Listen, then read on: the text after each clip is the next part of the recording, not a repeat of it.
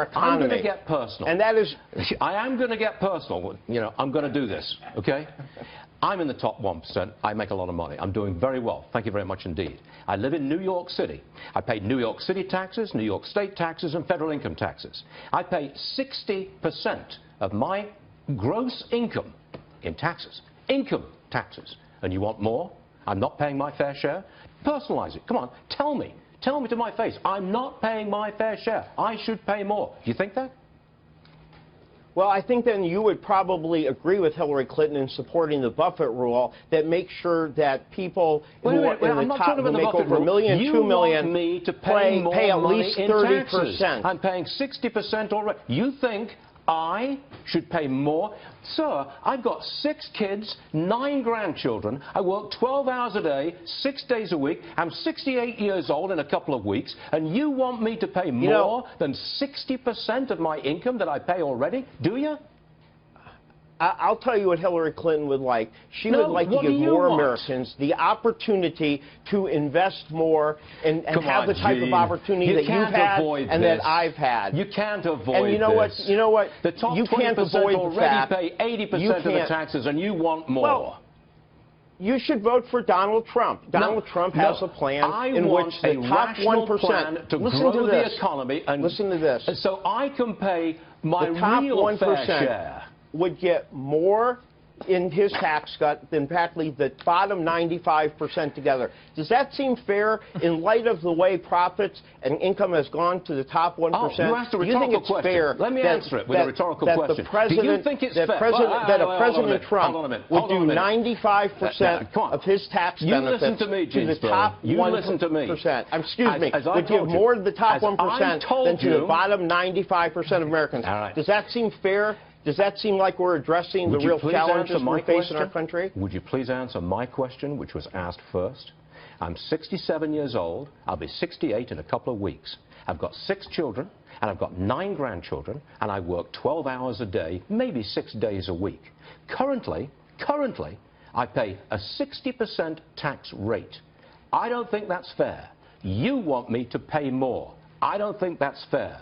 You do want me to pay more, don't you?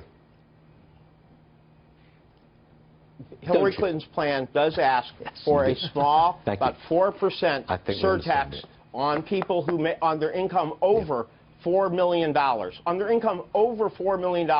Is that such a strain when the typical American family, Stuart, is making $4,000 less than they did in 2000? $4,000. Do you think it's right that a President Trump would have a tax cut that would give more money to the top 1%, to people who are fortunate like us, than the bottom 95%? Yes, I did. I think it is okay for people making over $4 million to pay a few percent more as part of a plan to invest in jobs and growth and debt-free college for people in our country, and to help give more people a chance to live a basic, secure life, give more small businesses the chance to grow and hire. Yes, I think that's If I was allowed to keep, if I and other relatively wealthy people were allowed to keep more of my money, I would spend more of it, and I would stimulate private enterprise, which would create a whole lot more jobs and all these government programs that you suggest. That's the way it works. We've had very high taxation rates for 7, 8 years, and it's not produced better growth than mere 2%. That's all we've got. Surely we need a way of stimulating private enterprise, and you do that by letting people keep more of the money which they make through hard work. Stuart, what you said is not economically correct. When people who are well off have a little more, they tend to not put more of it in the economy. When you have the middle class grow, when middle class wages are growing, it's called you give me back more of my money, and I will invest it, I will spend it, I will make private enterprise You will spend. It is an economic fact that you will spend less of that money than a middle-class family would, or a hard-pressed working family. You don't think the investment's any good to the economy? They will put more. If I buy another house, right now, what we need is stronger demand in our economy.